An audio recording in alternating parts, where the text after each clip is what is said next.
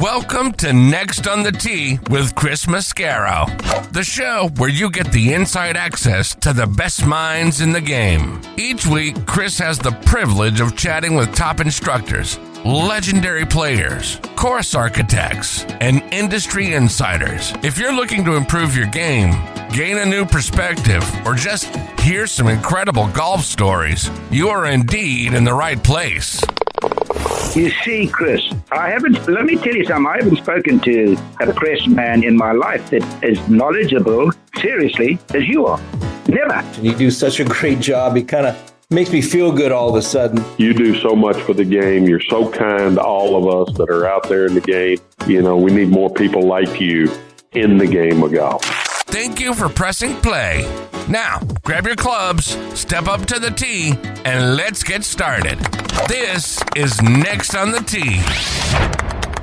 Hi, folks, and welcome into this edition of Next on the Tee, where golf legends live and your game gets better. I'm your host, Chris Mascaro, and what an amazing show I have in store for you this week.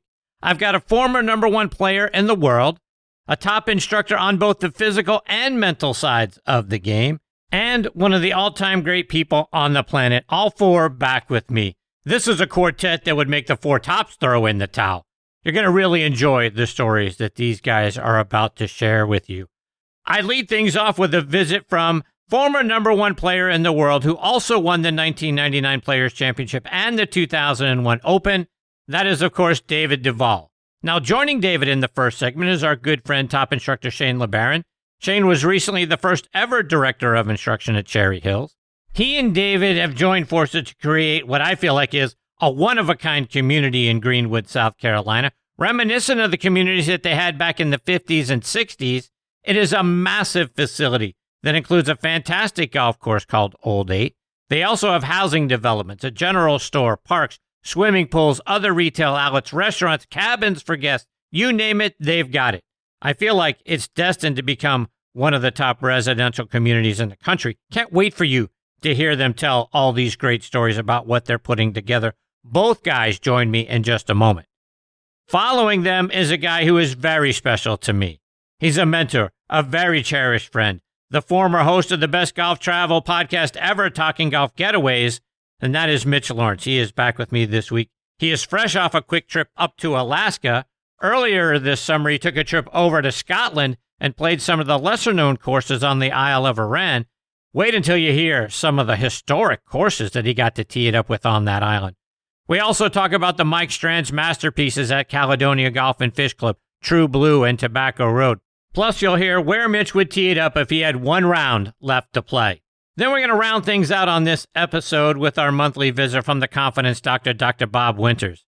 This month's theme is around questions, asking ourselves what we really want from the game of golf, what questions we should ask ourselves when we go play, questions he asks of his players, and questions so that we can make better decisions out on the golf course. Folks, this is an episode you're going to want to bookmark to come back and listen to over and over again because of how great the stories are. Thank you again for pressing play and for being a part of this week's show. I am so glad you're here for it. All right, but before we continue and get into the rest of the show, I want to start off by giving a shout out to my great friends over at the Pittsburgh Tribune-Review. TribLive.com is the leading news website for Western Pennsylvania with news around the clock. Pittsburgh pro sports coverage, a high school sports network, a podcast network, which you can find Next on the Tee on. So go out and bookmark TribLive.com or download the Trip Live app for free and stay up to date with all the news in Western Pennsylvania and this show. I also want to talk about our friends over at the Pittsburgh Brewing Company and Iron City Beer, a brand that I have loved my whole life and started drinking when I was 21 years old, of course. Whether you're a hacker or a scratcher, the secret to a successful day on the links is knowing when it's time to grab an iron, even if that means keeping it in the bag till the 19th hole. If it's been a while since you've reached for Pittsburgh staple beer, it's time to revisit Iron City. Thanks to their incredible new facility in Creighton, the best-tasting Iron City beer ever made is now available at a course near you. Iron City pairs well with any lie and sky and serves as a friendly reminder that there's always next round. And because it's never too early for chocolate, their double chocolate Bach is back for the season, and it's the perfect companion for a cozy winter evening. Check out all of their wonderful beers and their gift shop online by going to pittsburghbrewing.com. And this year, get ready to experience a game like never before at the Keep, the brand new Bill Bergen and Reese Jones co-designed course at Macklemore. Nestled high atop Lookout Mountain, the Keep offers breathtaking vistas that are made even more spectacular as the autumn colors paint the landscape in rich hues of red, orange, and gold. With its challenging layout and awe-inspiring views, every round here is an unforgettable adventure. Whether you're taking on the signature holes or just soaking in the scenery, the Keep is where your best golf meets nature's finest backdrop. So grab your clubs and join us up at Macklemore.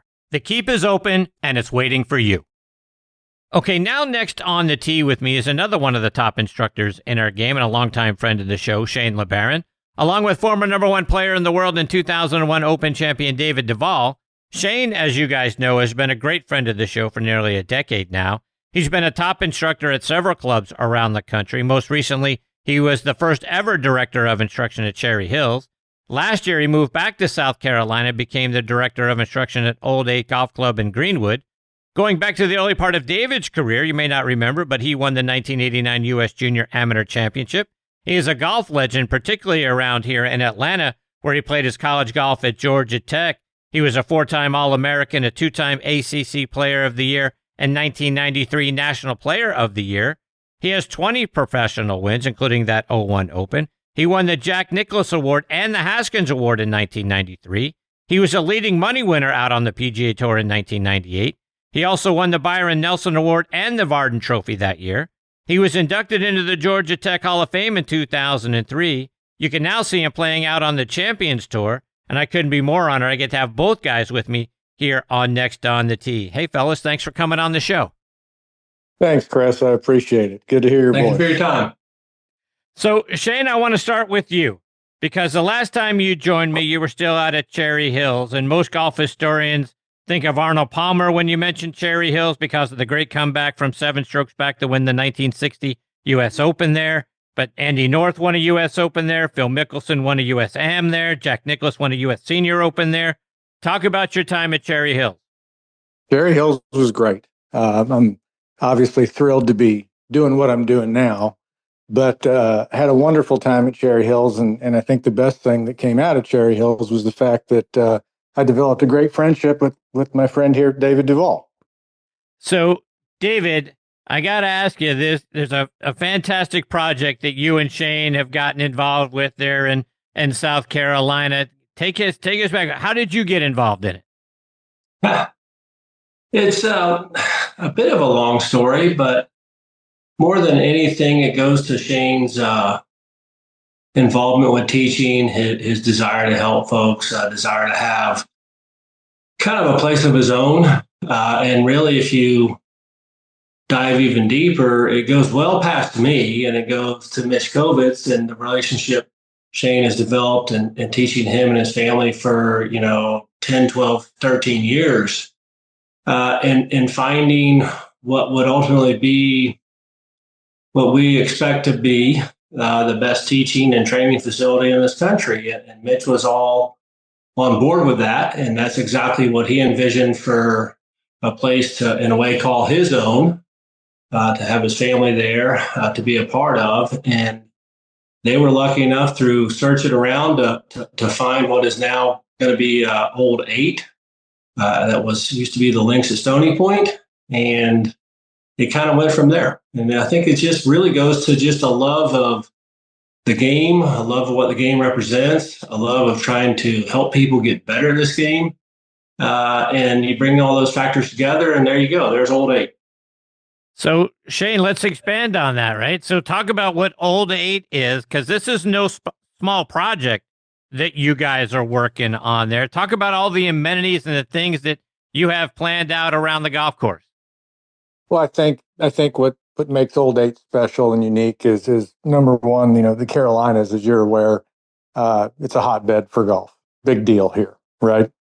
And we're effectively, I guess, the newest private club opening up here in South Carolina. In fact, our grand opening happens to be Friday, so we're really excited about that. But in looking at the project and looking at what does the future mean and what gives a place a stronghold for the future. What's going to secure you? And in my mind, the word legacy keeps coming up, Chris. And I feel like all the great clubs in America have a great legacy program.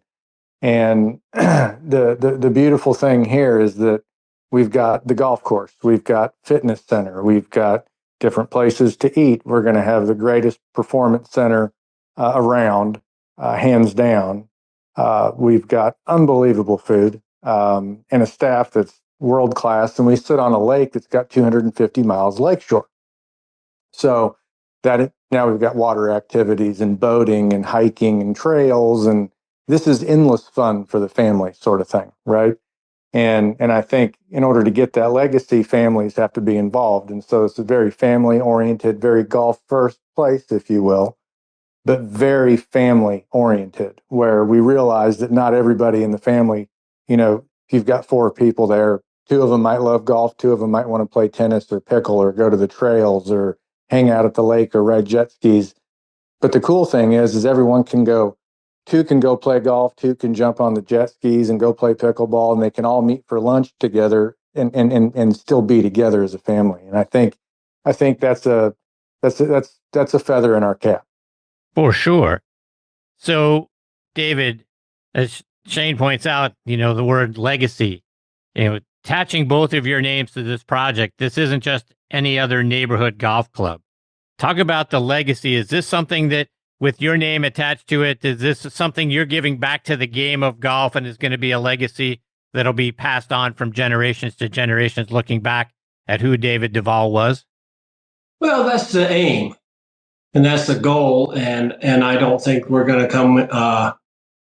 I think we're going to succeed far beyond that. I think that, to go back to Mitch and to Shane, and really it came about my involvement. Shane, you can correct me, but a little more than 2 years ago.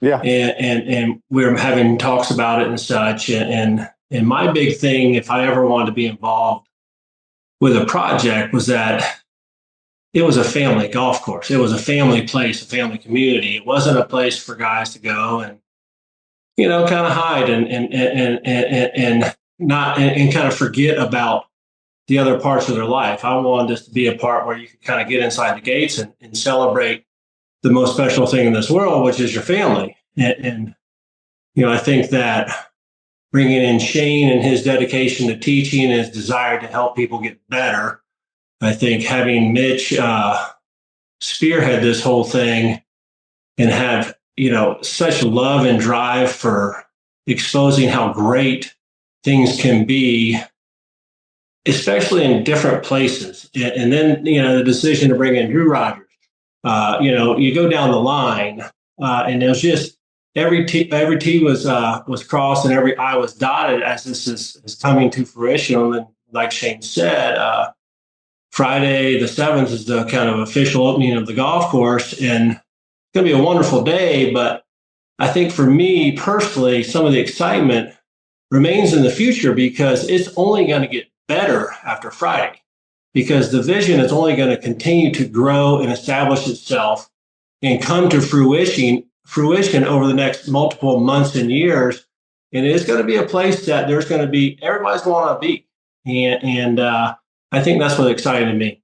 Yeah. So let's expand on that, David. You talk about vision and what it's going to be, 2 years from now, 5 years from now. What is your vision for what Olde Eight becomes?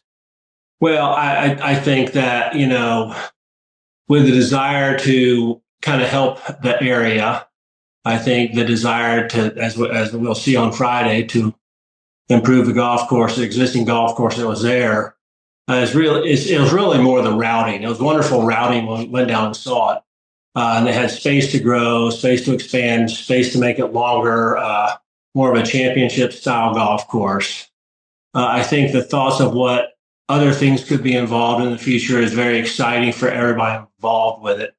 Once the training center, teaching facility, short course, practice area, cottages, lake amenities, all the trails keep getting expanded.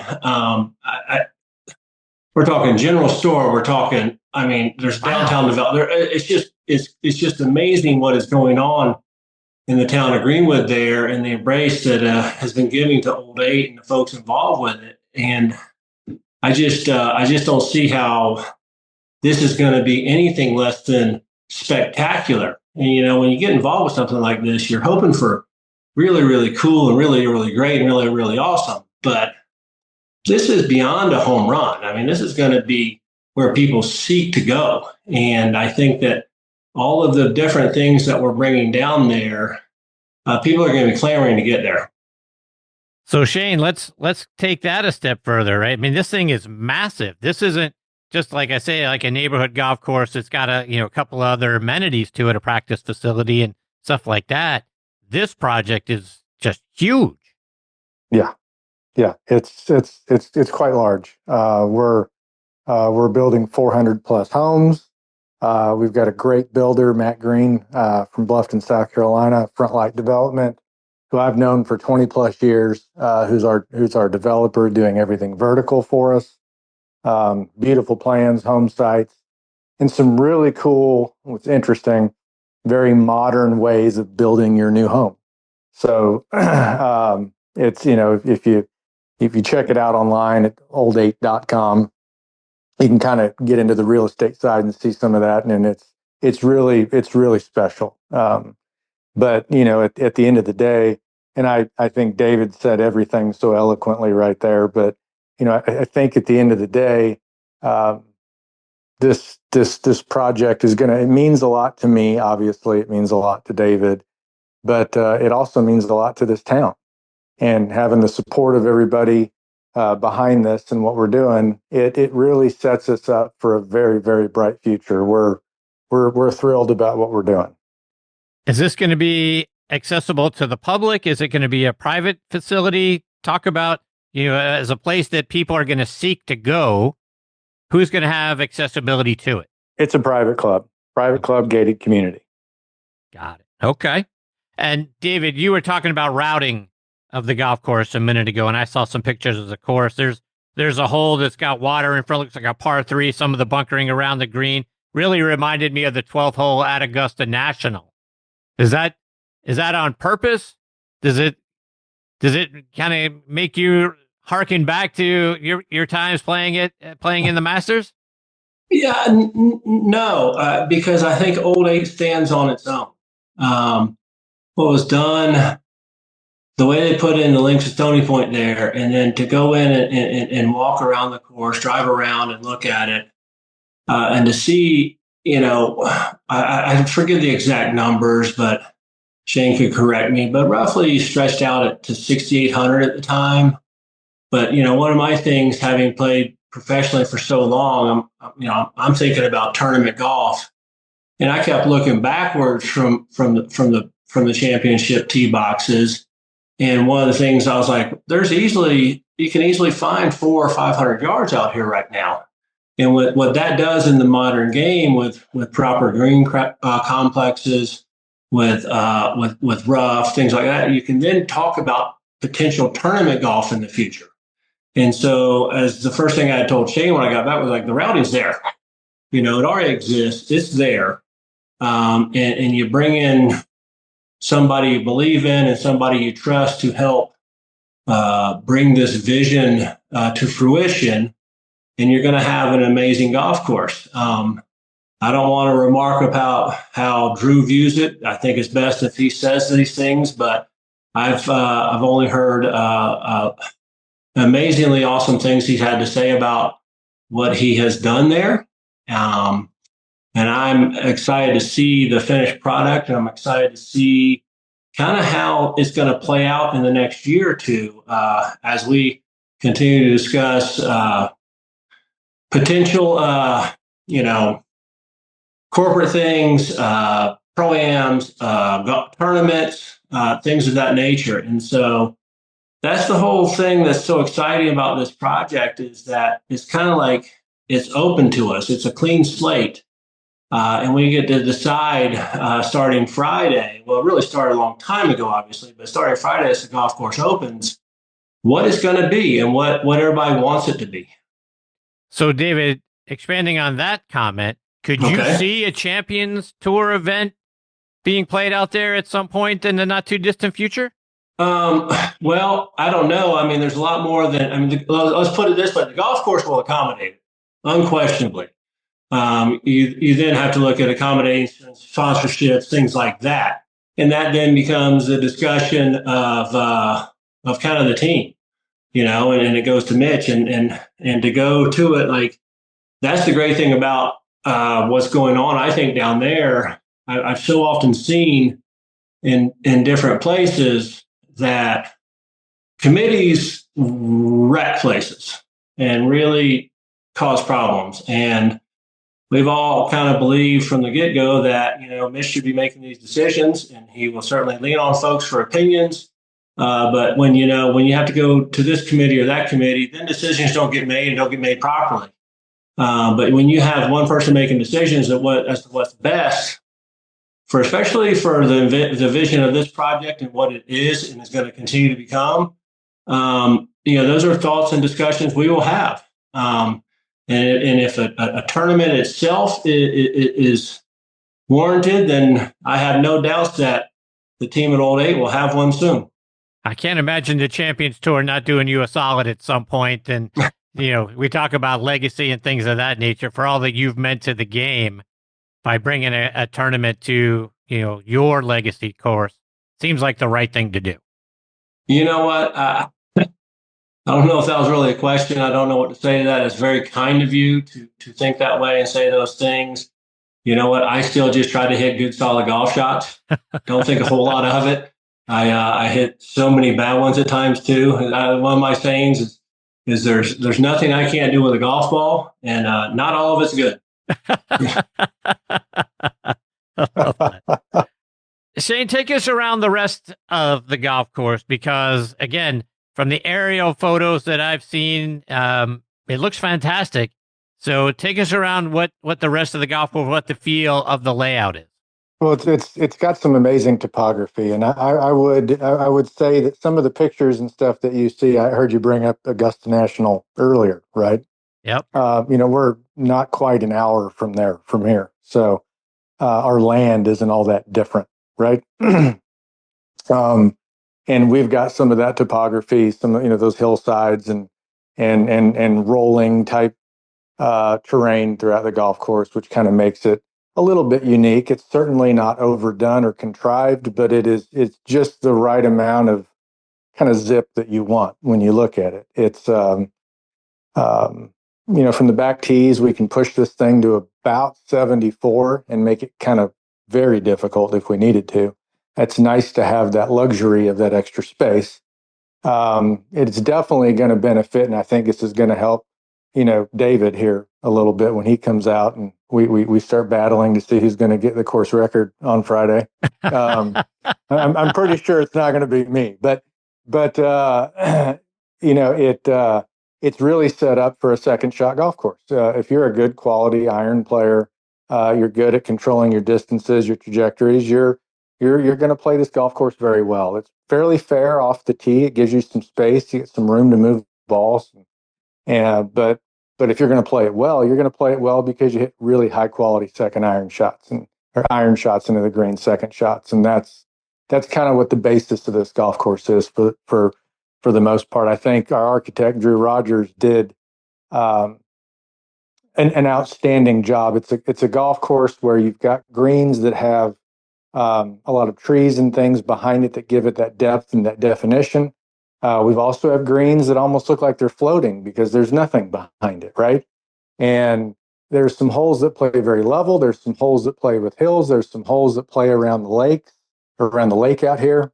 So it really gives you a different feel as it goes. And one of the things that Drew Rogers and I talked a lot about was what connects somebody to a golf course, like what makes them really love it and say, oh, this is my place.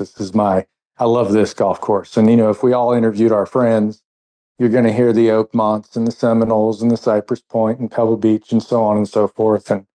But if you ask everybody why that's their favorite golf course, everybody's why is different. And I think the key to the why is the fact that it becomes memorable, right? Like that's the thing that connects with you. It sticks with you. And we have created, Drew Rogers, our architect, has certainly created a golf course that is exceptionally memorable. You're going to get off the 18th hole, putt out, go get a cheeseburger, and I swear to you, you're going to want to go do it again. And that's what this is. Shane, you've got a picture on your Instagram page of an Airstream RV. It says Olde 8 Airstream. Is that for travel? Is that for looks? Is that for something other, some other specific purpose? All credit to our head golf professional, Alex Applebaum. Alex, our golf shop is not going to be finished in time for opening. And so we needed to do something. And so Alex found a company in Birmingham, Alabama that really, remember that show Pimp My Ride? They do that to Airstreams. So Alex literally designed this thing and they built it and dialed it in, and it is our temporary golf shop until the golf shop is done.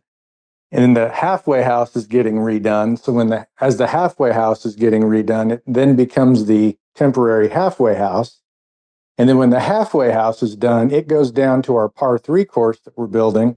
We start on around into December, first of the year.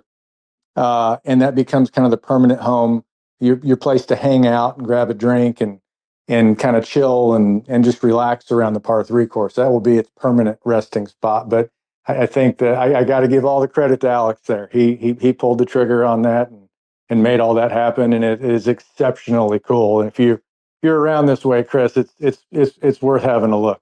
No doubt. I can't wait to check it out. Fellas, just a couple more before I let you go. And David, the term that Shane used during the course of that last answer was talking about why. Why playing there, why doing all of these things. What's your why for why this is going to be a place that you really wanted to be involved with? Well, I wanted to go back to the Airstream. But that actually I can answer kind of that question going back to that as well, because when you decide to go down a path like this, you talk amongst, and what's the most important thing, and the whole point this whole time has been to show and present and give an amazing golf course to what is the membership and what will be the future membership. The other things come with it, okay? But most importantly, it wasn't as important to get the golf shop open or the halfway house open as it was to get the golf course. Don't worry about the golf shop for now. Let's get the golfing. That's what people are coming for. To further down that, I think as much as anything for me, I go to a couple of things. The area obviously is a very desirable area. Carolinas, like Shane said. The ability of Shane, who I met, actually funny, through it's a long story, I have to do it another time. He was at Cherry Hills, but I didn't know him. My son did. But I had spent time with Jim Hardy and with Chris O'Connell as well. And so to then talk to somebody who kind of understands the game, understands what proper motion means, what proper movement means, what proper hitting means. He's a teacher out there who can tell you, and this thing I tell people in golf, there are so many people, and you've been around this game a long time, want to think the tour players all hit the ball great. And it's far from true. And I tell people, whenever you go to a tournament, go down the range with your back to the players, and you'll hear the difference between people who hit golf balls. Shane knows how to help people get to hit golf balls like that. I think that's one thing. So it's my faith and trust in him to help me to get to where I want to be, to help my son get to that place. Then you look at Mitch, who's headed up this whole thing. He won't do anything that's not just right. And that's kind of how I approach the game of golf. That's how Shane approaches the game of golf. That's how the team that's been assembled down there approaches the game of golf. And I think that what Shane said is a very something that everybody needs to think about when you play, because so many times, even in tournament golf, you get off a golf course and like, hey, remember back there on 7? You're like, yeah. What was 7? I don't know. You start going through and trying to remember, you can't, and that's what you don't want. That we can find that anywhere. All of us who love this game, we can find that. So we want something that sticks with you. When you play a golf course one time and remember the golf course, that speaks volumes to me, and that's what this is. And I get asked so many times, as all tour pros do, what's your favorite golf course? And I tell them that I don't have one. I have been fortunate in my life and my career to see not all, but most of the best golf courses in this world under championship conditions. And so my criteria, certainly at this age, I'll be 54 not too long from now, as to whether a golf course is good or not, is would I want to play there every day?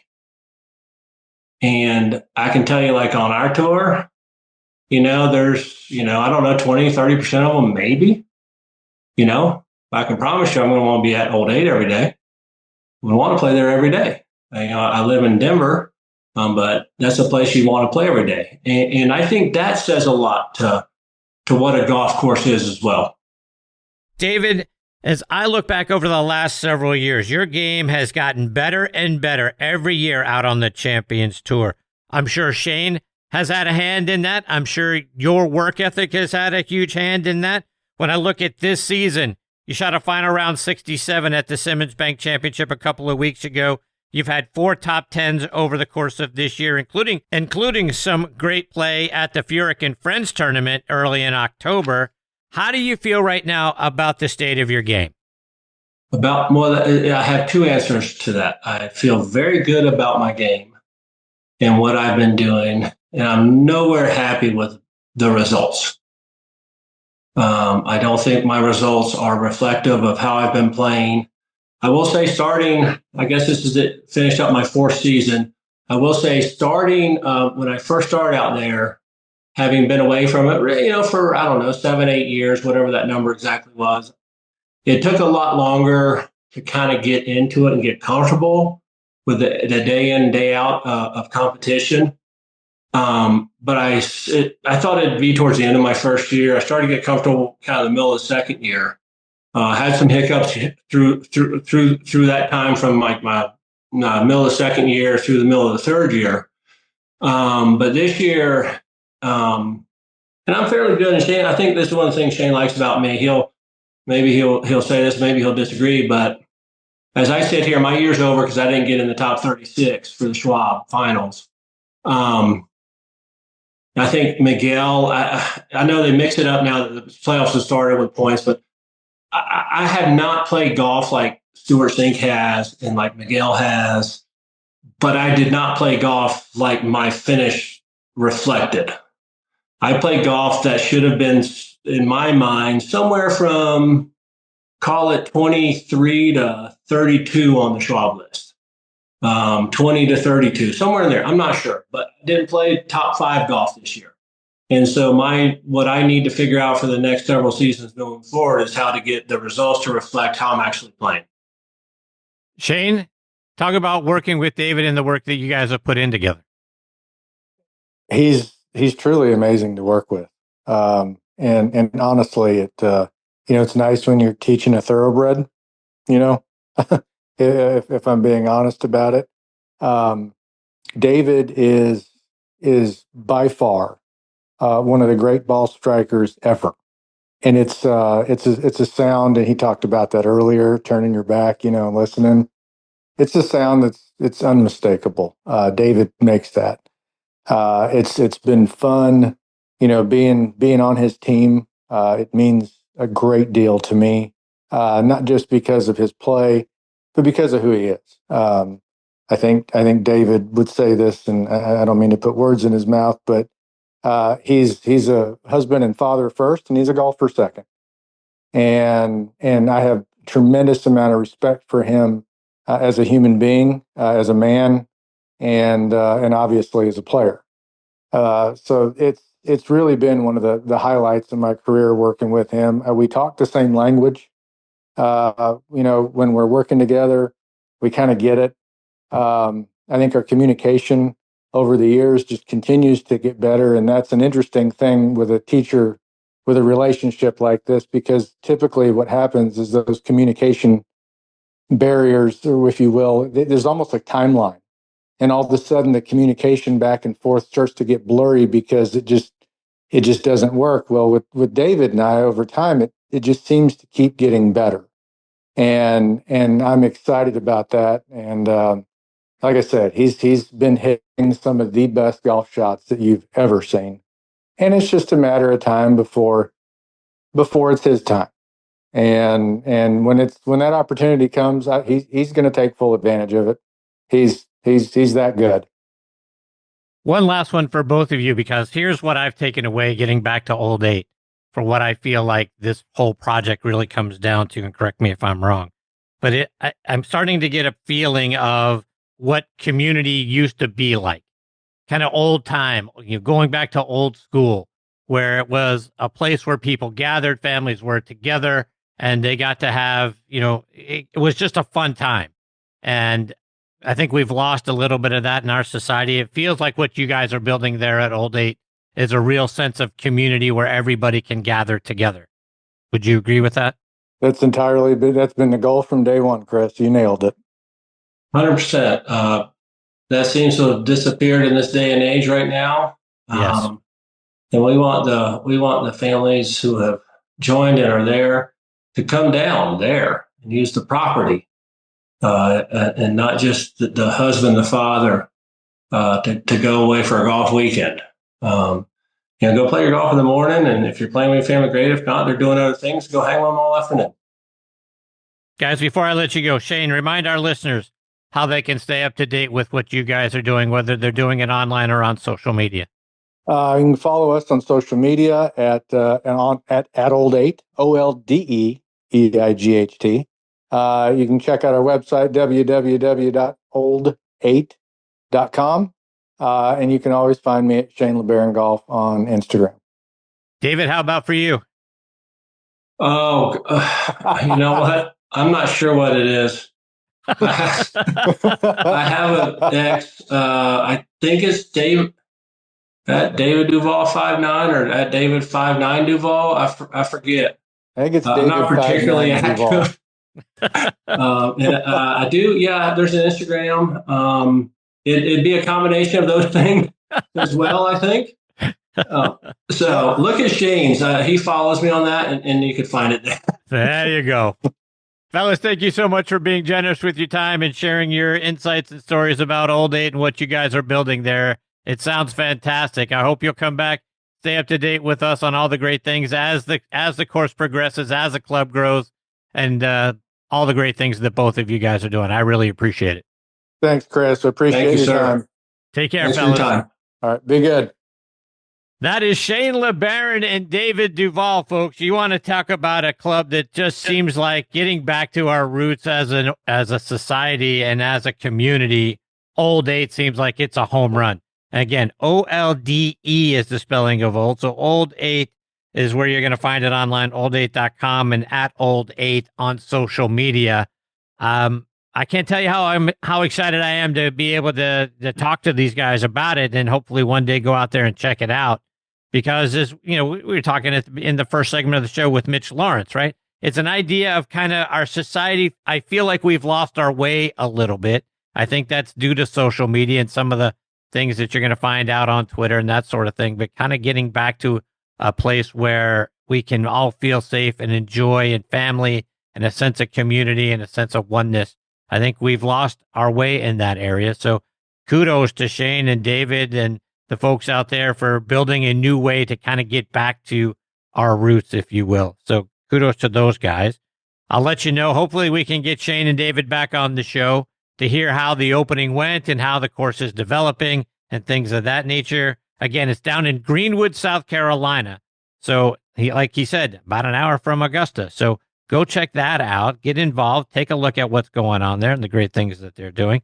And look, like I said to David, I've been checking out how he has progressed on the Champions Tour. I think he's a little hard on himself because he is getting better. And kudos to the work that he is doing with Shane. But I think he is getting better each and every season out there. And like Shane said there at the end, it's just a matter of time until David finds himself back in the winner's circle, rooting hard for him. Like I say, we'll catch up with both guys before too long. All right, my friends, it is time for me to put a bow on this episode of Next on the Tee. My sincere thanks again to Mitch Lawrence, Dr. Bob Winter, Shane LeBaron, and David Duval for joining me this week. Scheduled to join me next week are Tom Patry will be back with us, as will Terry Hashimoto. And Terry's been a wonderful friend of the show for years, a master of so many technological advances. He is just an amazing individual. Looking forward to having him back. And speaking of amazing, we'll also get a return visit from our great friend and 1984 gold medal figure skater, Scott Hamilton. How great is that guy? Really looking forward to next week's show. It's going to be a lot of fun. I hope you'll press play and come back and be a part of it with us. I want to thank our friends again over at the Pittsburgh Tribune-Review for hosting this show on their site. Look, folks, for coverage of everything going on in Western Pennsylvania, including your favorite sports, just go to triblive.com. You can find this show by then clicking on the sports section tab, and the most recent episode right there front and center for you on the homepage of the sports section. Or you can click on sports and then podcast network. You'll see the Next on the Tee logo. Click on that. Many of the most recent episodes from this season are right there for you as well. You can also find this show pretty much anywhere you get your podcast content, including out on Good Pods, Apple Podcasts, Spotify, Amazon Music, golfnewsnet.com. But folks, as I say each and every week, when I sit back and I thank my lucky stars, a huge helping of vitamin G. What is that? Gratitude. My gratitude goes out to each and every one of you for being the greatest supporters in the history of podcasts. I appreciate you all so very much. Until next time, hit 'em straight, my friends. All right, my friends, it is time for me to put a bow on part one of this week's show. My sincere thanks again to Shane LeBaron and David Duval for making it so much fun and so informative and such great things that they are doing. I hope you enjoyed it.